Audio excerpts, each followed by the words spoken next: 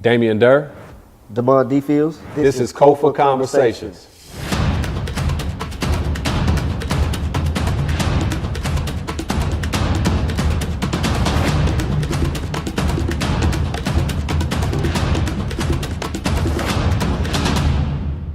All right, black to the building, black to the field, and black to the healing, y'all. 62, 63. Yes. That's the new year, not 2023. Right. So with that being the case, we're starting out with some key phrases and key words. We talked a little about that.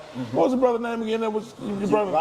Yeah, definitely. I want to go check out the brother's business. I appreciate you, brother, for what you were doing. The brother obviously felt like he learned a lot from you, and I seen you passing that on. I was talking about consistency when we blocked off a few minutes ago. Right.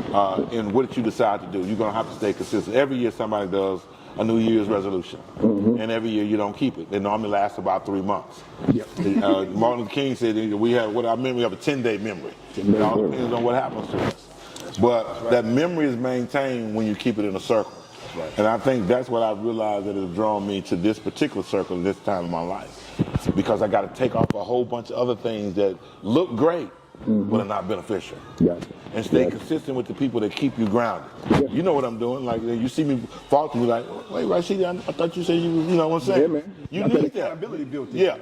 You got to have an accountability built in, because sometimes what you do with your mind, you would say, well, it's all right, I get a pass this time. Yeah. You got others that you know that you're accountable to. Right. Keep you consistent, brother. Yeah, man. And I say that too for those of you. I enjoyed myself when we were all together when Grip came down. I missed that. It just about that time. I missed that. Everybody dapping up, talking. You seen somebody in a long time. Bro. To me, that was part of the call to order when we came back. Just see. And then you come in, clean Dick's Hat Band. That's old school. Some of you don't know what that is if you're listening in New York. Yeah, you came on in, you were rocking the Doms. I ain't seen it, man.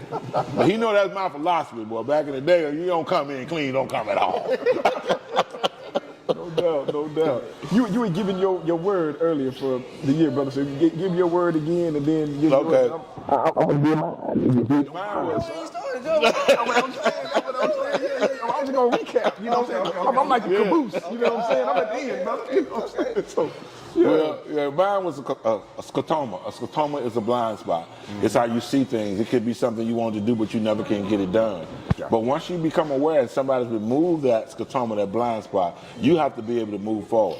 That's why I said it's going to take consistency. That's why I said coming to this group wasn't just the show.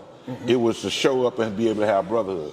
There's malehood and there's manhood, but brotherhood is the mold that keeps the brothers moving. And that's my resolution for myself going forward. For the new, 62, 63. No doubt. What was yours, Damond? Cultureship. Gotcha. Okay. Don't break yours down. I think that, going back to what Amos Wilson always said, culture is supposed to fix problems. When it no longer fixes problems, it's no good. Right. I feel like on a national level, we haven't shifted the culture with the technology, with the AI intelligence and all this type of stuff. I think it's time for us to adapt to some of the things, but still keep the culture relevant. Right. But how does it look? Because we already know that the younger people, just poor righteous teachers, is out the window.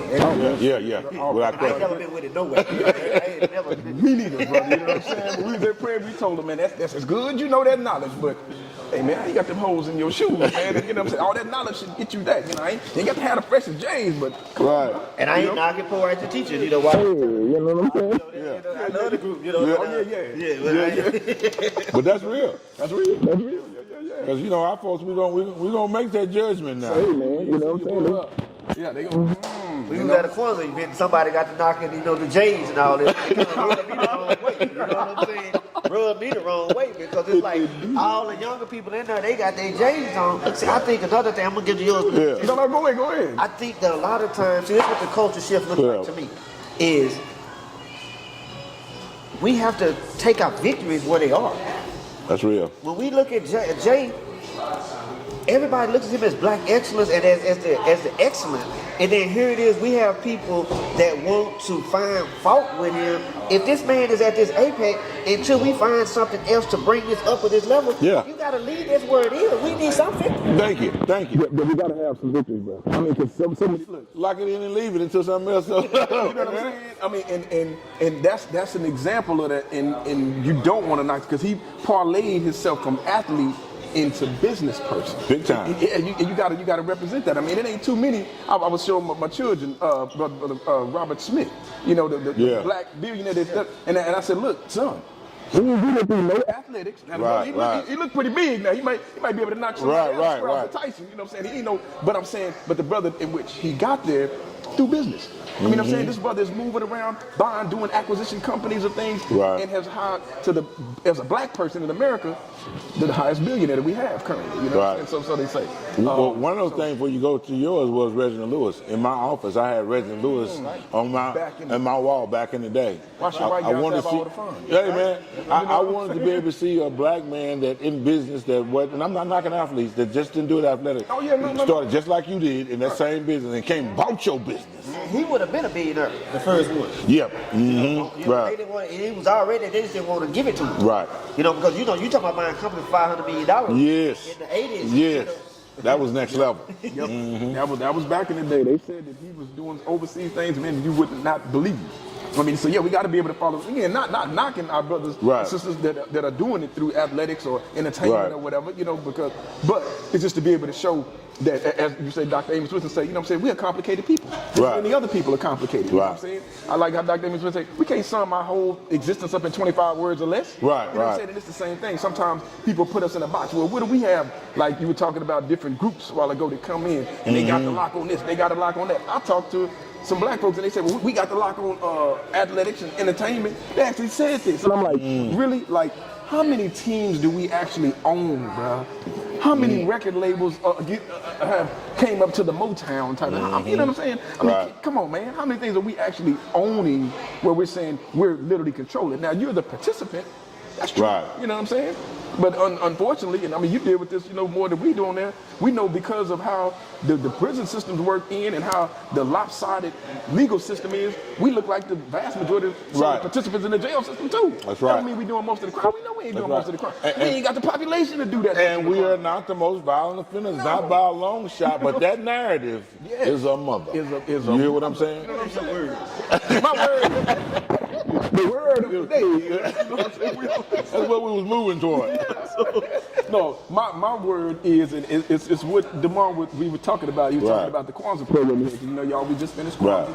And so my word is internal reparations. Dual kind of word, but internal reparations, because I literally think that if every black person in the world, I'm not just going to take the United States of America, and if every black person in the world practiced internal reparations, that we would have, as far as black people is concerned, this thing that we call poverty and all that, it'd be over in 72 hours. Now, let me put in my plug. Excuse me. Go knock it in there. We're not saying that we don't think and not are striving for reparations, because we looking to get it now. Nobody goes and works for years and years for free. We were talking a while ago about the different companies. You were talking about how masters have to do this and duplicate himself or herself or whatever because they were doing this. I tell people, you give somebody 1,000 people to work for you for free. How much? You would be the #1 restaurant if you could have 10 employees working for free. You know what I'm saying? So children be just you know what I'm saying? I mean, and so we know what that did, having our ancestors work from sun up to sundown, from can't see at night to can't see in the morning, can't see at night. We know what that did. That gave this country, people like, oh, United States is great, it's #1. Hell, you had all that free labor. That's right. We would be a fool of a country if you wasn't #1. You know what I'm saying? You got all the people to work for free. You got our ancestors to be able to do that. So that's why my word is internal reparations. And by that, breaking out what I'm saying is, the reparations is something that we're owed as a people. And we're owed that the root word of reparations is to repair. That's the root word of it, to repair. And so reparations, when you talk about, usually talking about an entity, whether it's a corporation, whether it's a government or whatever, being able to repair for a harm or an atrocity that was committed against the people. So what I'm saying is we do that, we do our internal reparations. We, as you said a while ago about how you got to hold yourself accountable, how you got to do things just to make you better. We as a people have to hold ourselves accountable to say, I have to come by and visit Sankofa and buy something. I have to be able to, what we did, the money now, we were on the program. What we did, we listed. I didn't know what happened that time when y'all went out there. 10 black business, 10 different types, excuse me. Okay. 10 different types of black businesses. Someone that you may not think about. Like we were like, let's say a black cell phone company. Many people have cell phones. I got to know this company or the AT&T or whatever. Okay, but what is a black cell phone company that literally you can pick up the phone and you're talking over some black airwaves? It's like, oh man, that don't exist. So it said, yeah, it actually does. So we had to do that. We said a battery. We got I got a battery in this watch and all this stuff. Right. You know, if you need the camera that we own, it needs some battery. I'm gonna go. You remember that back in the day that the Energizer bunny thing? Like, no, hold on. We got actually a black company, Tubman Batteries. You know about the name, the Tubman? You know what I'm saying? Tubman Batteries. It literally makes AA, AAA, same things that you need to go in your household every day. So we try to get people to think. These are things that you need to think about. Culture shift. Word up. In summation. Word up. You know what I'm saying? We got to be the shifters. You know what I'm saying? Exactly. So that's my word, man. Eternal reparations. Because I think if we do that, we'll be strong as a people.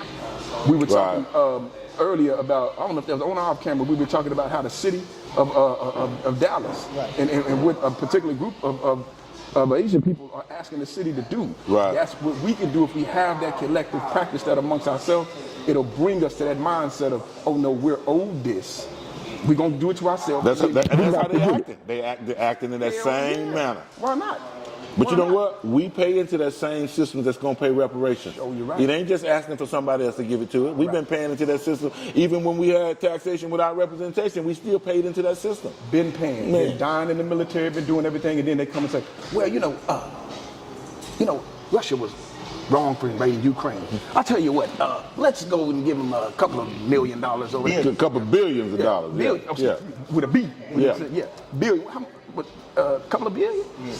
Oh, they're not playing. But somehow, the black people, now we know our debt is, more than that. We know this. So I didn't put numbers on. You talking about trillions of dollars. But you know what? This is what I tell people when I talk about reparations. If somebody say, you know what, we'll give it to you, but we can't do it right now, that'll make us broke. I'll take a payment plan. I ain't tripping. You know what I'm saying? You know what I'm saying?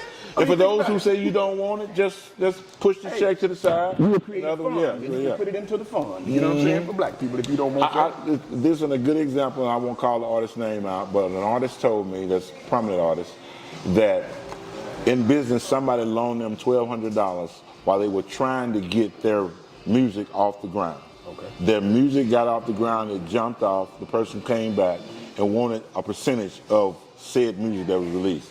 He refused. He was taken to court. Based off the $1,200 investment, the court determined that he owed that man $1.6 million. Wow. Yeah. So you take into consideration the increases along the way. You see compounded interest. Right. Yeah. So since it's January, we observed King. One of his last speeches, he said, when we come to Washington, we come to get our check. Get our check. For real. Amon Rashid, spell A-M-O-N. Get the spelling right. I'm playing on cash now. I got to be able to, absolutely.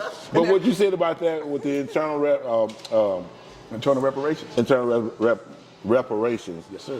It goes to an African proverb, which I wrote. Regardless of what people do to you, you're still responsible for what you do for you. Absolutely. Even if I tell you who came in my house, who did devastation to my family, no matter how horrible it is, whatever is left of my family, whose job is it to bring them back? Sure right. It's up to me. Now, but if I can get my hand on the perpetrator and squeeze all the shit I can out of it, I will do that also.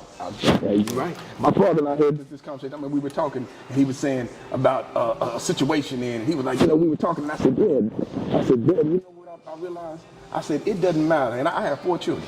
Right. I said, it wouldn't matter if somebody came into my home, if they had picked me up, locked me back, and had chopped off the head. This is a little bit morbid, I'm talking about it, but had chopped off the head of my child, and then just ran out. I said, it's still up to me, to your point, to be able to keep going. I can't let that affect the rest of my reality because I still got the rest of my family I have to deal with. Right. I mean, now, is that going to bother me the day to day? Yes, but it's going to fuel me to be able to say, I'm not going to let that hold me back to where it's just got me down and basically my life is ended as well. You know what I'm saying? Now, we talk about mental health and other stuff. Right. Not knocking nobody, saying that it'll take you longer to get over that. But what I'm saying is it can't stop you because then you're paralyzed.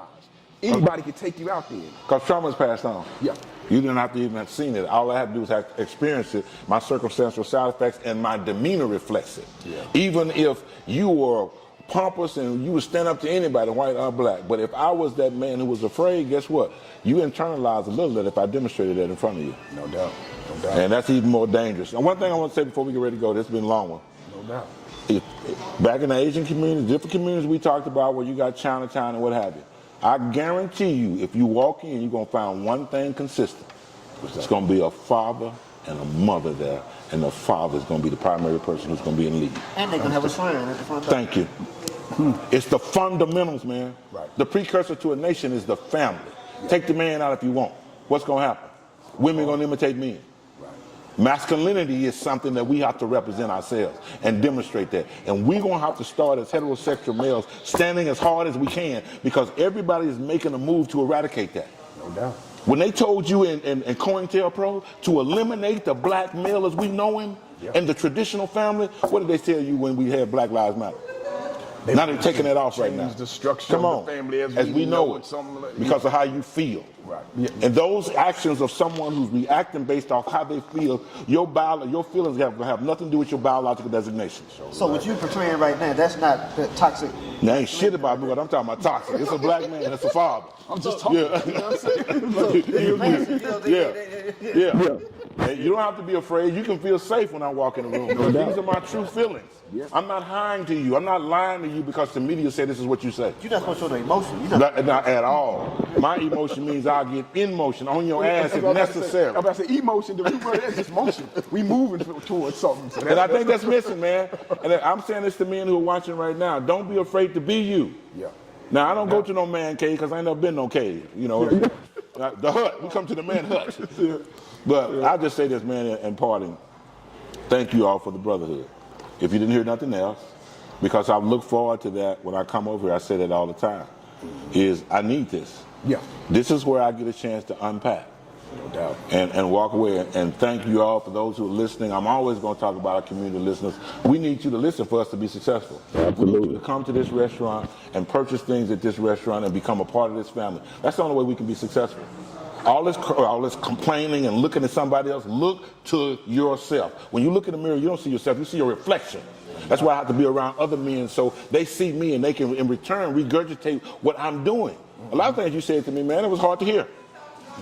But if I respect you and I love you, I go back and I contemplate it. Yeah. You know it's coming from a sense of love. It ain't Yes. Brother want to see you do better. Yeah.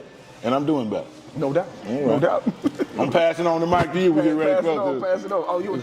Well, yeah.